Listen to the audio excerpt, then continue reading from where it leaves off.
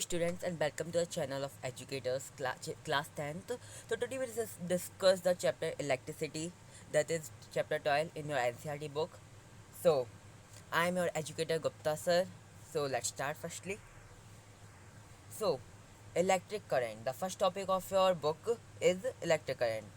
As we know यानी कि अपन सबको पता है कि दो चार्जेस होते हैं, एक positive and negative.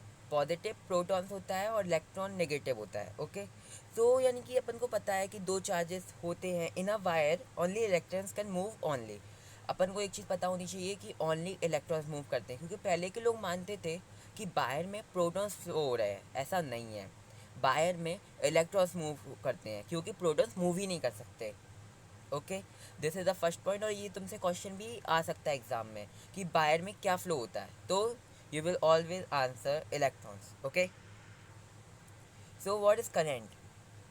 So what is current. Current क्या है. Current it is the rate of flow of electric charge through any cross section.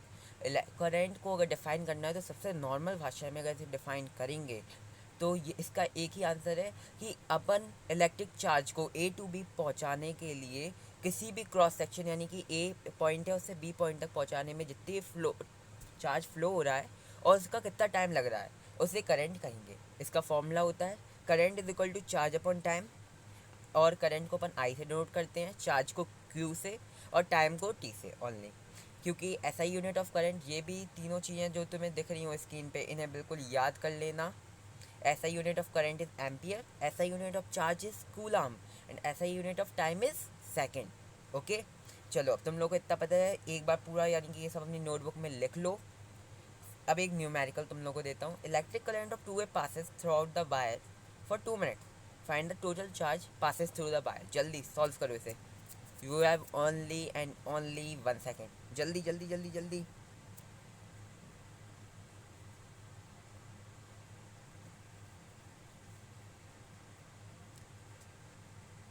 बिल्कुल सही, जो भी बिल्कुल यानी सिर्फ फॉर्मूला में पुट करना है. Now let's see the answer. देखो आई अपन को पता है 2A है, टाइम 2 मिनट है और क्यू अपन को फाइंड करना है. तो I is equal to Q अपन की डायरेक्ट फॉर्मूला में पुट करना है. Q is equal to I T.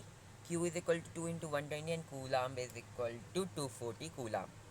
यानी चार्ज को 240 कूलाम. और ये सी की जो वैल्यू है ये, इसे बिल्कुल लिखना बिल्कुल सही से, अंदर तुम लोग को भी बहुत गड़बड़ हो जाएगी. Okay now, so what is potential difference. ये बहुत सही टॉपिक है पोटेंशियल. यानी कि इस चैप्टर में तो ऐसे फॉर्मूलाज ही मिलेंगे. नॉर्मल चैप्टर है, चलो जल्दी से डिस्कस ये भी कर लेते हैं. Potential difference it is the work done to move a unit positive charge from infinity to the point on electric field. यानी कि मान लो तुम्हारे पास कोई सर्किट है, पूरा सर्किट का, यानी कि मैं तुम्हें अभी क्वेश्चन इसमें नहीं है, मैंने इतने क्वेश्चंस लगाए भी नहीं है इसमें. तो मैं सब जो नेक्स्ट इसके बाद जो मेंटी वाला क्वेश्चन आएगा, सेशन आएगा, उसमें तुम लोग को पूरे क्वेश्चंस मिलेंगे और उसमें तुम लोग का पूरा ब्रेन क्विज होगा पूरा. तो potential difference it is the work done to move a unit positive charge from infinity to the point on electric field. यानी कि अपन जितना भी वर्क डन करते हैं, यानी जितनी पूरी मेहनत लगी एक यूनिट पॉजिटिव चार्ज को इन्फिनिटी यानी कि कहीं से भी एक पॉइंट के इलेक्ट्रिक फील्ड के किसी भी पॉइंट तक पहुंचाने में, उसे अपन कहते हैं पोटेंशियल डिफरेंस. तो पोटेंशियल डिफरेंस का what is the formula. Potential difference is equal to work done upon charge. ठीक है, पोटेंशियल डिफरेंस की जो यूनिट होती है, ऐसा यूनिट वो होती है वोल्ट. वर्क डन को डब्ल्यू से डिनोट करते हो, चार्ज को कूलम से. ओके, वर्क डन पहले जूल में होता है. ओके, वो डब्ल्यू से अपन ऐसे डिनोट करते हैं. और एक चीज़ ये बिल्कुल याद कर लेना, 1 volt is the potential difference between 2 points when 1 joule of work is done to have a charge of 1 coulomb from 1 point to another. एक वोल्ट को अगर डिफाइन करना है, ये बहुत आसान है, तो डिवाइन 1 वोल्ट. ये एक पोटेंशियल डिफरेंस है between 2 points when 1 joule of, 1 joule का ही वर्क हो रहा हो और 1 coulomb charge A to B flow कर रहा हो. ओके, एक और न्यूमेरिकल है, जल्दी से इसे भी सॉल्व कर लीजिए. Find the work done to से 4 coulomb charge from A to B if its potential difference between A to B is 10 volt. यानी कि तुम लोग को डब्ल्यू फाइंड करना है. ठीक है, और अपन के पास चार्ज गिवन है और पोटेंशियल डिफरेंस, जल्दी से सॉल्व कर लो.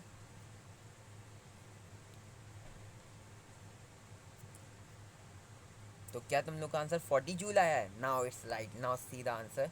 v is equal to A to B पहुँचाने में v is equal to W upon Q. W is equal to 10 × 4. Now for डीजिए आंसर। Okay, joule. ये यूनिट जरूर लिखना, क्योंकि अगर तुमने ये नहीं लिखा, अगर 2 मार्क्स का क्वेश्चन है तो हाफ कट, बिल्कुल 1 मार्क्स कट हो जाएगा या फिर हाफ भी हो सकता है। ओके, तो now let's move. Electric circuit. अब इलेक्ट्रिक सर्किट क्या क्या है इलेक्ट्रिक सर्किट में? एक इलेक्ट्रिक सर्किट कंटेन्स करता है battery, switch, cell, wires, bulb, resistor, ammeter and voltmeter. ठीक है। एमीटर मेजर्स, जो इलेक्ट्रिक करंट को करने के लिए एमीटर यूज़ किया जाता है। एम्पियर और एमीटर याद कर लेना, एम्पियर और एमीटर करंट के लिए होता है। वोल्ट मीटर और पोटेंशियल डिफरेंस, यानी कि वोल्ट मीटर पोटेंशियल डिफरेंस को काउंट करता है। ओके, और ये अब तो मैं इसके यानी डायग्राम्स भी पूछे जाते हैं, तो डायग्राम्स देखते हैं। ये तुम्हारी बुक में भी दिए हैं, मैं तुम लोग को ऐसे दिखा देता हूँ तुम लोग को क्लियर। ये है इलेक्ट्रिक सेल का डायग्राम है। अब बैटरी और a combination of cells. Okay, plug key और स्विच। ओके, ये ओपन स्विच है, यानी कि अभी होता है अपना जो स्विच है वो ऑन नहीं हुआ है, ये स्विच ऑन हो गया अगर अपन इसमें डॉट लगा दें फोर्थ वाले पे। फिफ्थ, बायर जॉइंट। ये सब तुम लोग पढ़ लेना, बहुत सिंपल है, सिर्फ डायग्राम को एक बार समझ लेना। Okay, now let's move further. Ohm's law. यार ये प्रोपोर्शनल का साइन थोड़ा इधर पे हो गया है, वरना ये तुम लोग बीच में कर लेना, थोड़ा सा इधर उधर हो रहे हैं क्योंकि। चलो ठीक है। ओम्स लॉ क्या है? The potential difference in circuit is directly proportional to the current flowing through it. तो ये potential difference in the circuit is directly proportional to the current flow through it. जो पोटेंशियल डिफरेंस होता है वो current के बिल्कुल proportional होता है। अब ऐसा क्यों? वो पोटेंशियल डिफरेंस तो डब्ल्यू ओपन क्यू है। अगर मान लो करंट क्या है, चार्ज। ठीक है, करंट को अगर डिफाइन करें तो चार्ज टाइम में। ठीक है, अब मान लो चार्ज को अपन बड़ा, करंट को बढ़ा देंगे, यानी चार्ज भी बढ़ेगा। ठीक है, तो अब क्या होगा, धीरे धीरे पोटेंशियल डिफरेंस को भी तो बढ़ के जो जाना है वो जानना होगा ना। तो बस ये इन्वर्सली, अगर पोटेंशियल करंट बढ़ेगा तो पोटेंशियल डिफरेंस भी बढ़ेगा, करंट कम होगा तो पोटेंशियल डिफरेंस भी कम होगा। तो नाउ बी अपॉन आई, अगर इन्हें दोनों को एक तरफ कर लें तो एक कांस्टेंट के इक्वल होंगे। इसी कांस्टेंट को अपन रेजिस्टेंस बोलते हैं। ठीक है, रजिस्टर ऐसा यूनिट हो, और तुम लोगों को मैंने पूरे सेशन में हर साल देखा है कि तुम लोगों को हमेशा रेजिस्टेंस में प्रॉब्लम आती है। To change the current be use the resistance of current. अगर अपन को रेजिस्टेंस की कुछ भी प्रॉब्लम होती है, रेजिस्टेंस उसके लिए यूज़ होता है। अगर अपन करंट चेंज करना है तो अपन रेजिस्टेंस को डायरेक्ट चेंज करते हैं। Okay, this is Ohm's law. ये भाई साहब ये पूरा पेज छाप लो बिल्कुल अपनी नोटबुक में, वरना बाद में एग्ज़ाम वाले तुम्हारी कॉपी में क्रॉस छाप देंगे अगर तुम्हें ये याद नहीं है तो। Now let's move. ये रेजिस्टेंस ऑफ अ कंडक्टर। अब देखो, रेजिस्टेंस 3 चीज़ों पर डिपेंड करता है। First, on its length. अगर अपन लेंथ बढ़ा देंगे तो रेजिस्टेंस भी बढ़ेगा, क्योंकि देखो वायर को धीरे धीरे करंट तो उतना ही फ्लो हो रहा है ना, करंट धीरे धीरे डाउन होता जाएगा। ठीक है, उसे बहुत स्ट्रेच कर लो। एरिया ऑफ क्रॉस सेक्शन, अगर एरिया ऑफ क्रॉस सेक्शन कम बढ़ेगा, अगर डबल टाइम्स कर देंगे एरिया तो वो रेजिस्टेंस वो 2R हो जाएगा। ओके, नेचर ऑफ इस मटेरियल, यानी कि वो किस नेचर से बना है। अगर मान लो कुछ रबड़ होगा तो उसमें बिल्कुल ही रेजिस्टेंस बिल्कुल फ्लो नहीं करेगा। अगर वो कॉपर, आयरन, इन सब से बना है तो रेजिस्टेंस बहुत ही कम होगा। ठीक है, combining question, R is inversely proportional to N, R is inversely proportional to inversely proportional 1/a। Okay, अब एक क्वेश्चन को कंबाइन कर लेंगे तो R is proportional to L upon A. इसमें एक कांस्टेंट गिवन आता है, वो होता है rho. This is rho. Okay, this is the sign of rho. इसे भाई साहब याद कर लें अपना। ठीक है, अब नाउ द सबसे सिंपल, इजी और अच्छा टॉपिक, कंडक्टर्स और insulators. What is conductor and what is insulators? Conductors तुम लोग को हर साल यानी बिल्कुल पता ही होगा। ठीक है, कंडक्टर्स वो होते हैं जिनसे करंट पास हो जाता है, इंसुलेटर वो है जिनसे पास नहीं होता। अब मज़े की बात, कंडक्टर्स का वेरी लो रेजिस्टेंस। अब रेजिस्टेंस क्या है, करंट को रोकता है। ठीक है, कंडक्टर्स करंट को फ्लो होने देते हैं, इसलिए रेजिस्टेंस वहाँ पर लो होगा। और इंसुलेटर्स का हाई रेजिस्टेंस होगा क्योंकि करंट वहाँ से फ्लो हो नहीं सकता। और पुअर और सेमी कंडक्टर्स ये बीच के होते हैं, ये तुम्हें सियाली पढ़ रहे होगे।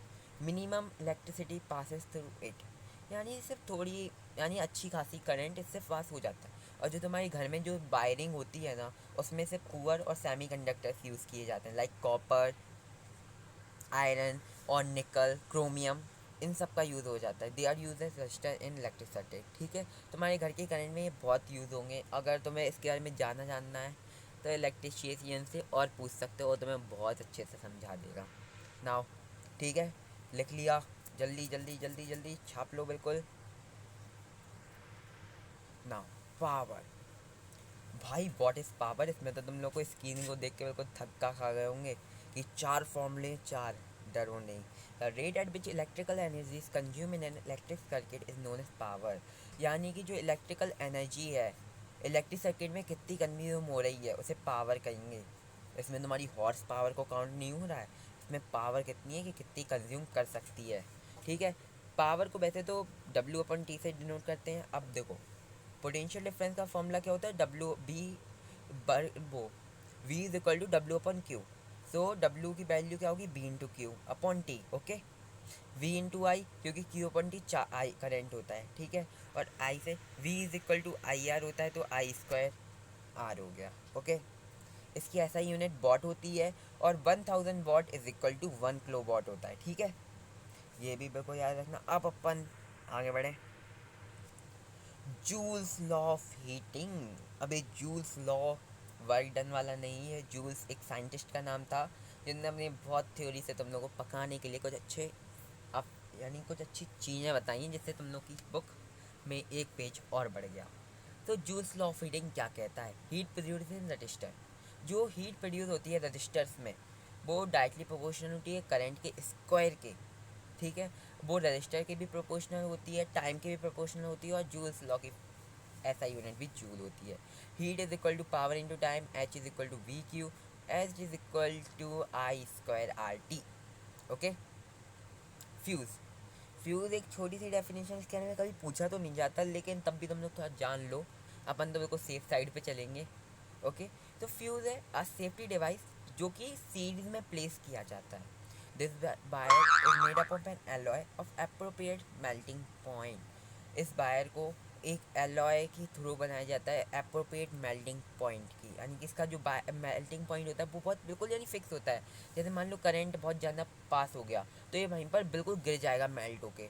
ठीक है, इसे क्योंकि पता है कि अगर मान लो करंट बहुत हाई तगड़ा करंट पहुंच गया तो तुम्हारा तो कुछ भी, अगर मान लो बल्ब है वो ब्लास्ट हो सकता है, तो हमें नुकसान भी पहुंच सकता है, इसलिए ये फ्यूज़ लगाए जाते हैं। ओके, सही है ना। Electrical energy. इलेक्ट्रिकल एनर्जी की कोई डेफिनेशन नहीं है, ये पूरी एनर्जी है।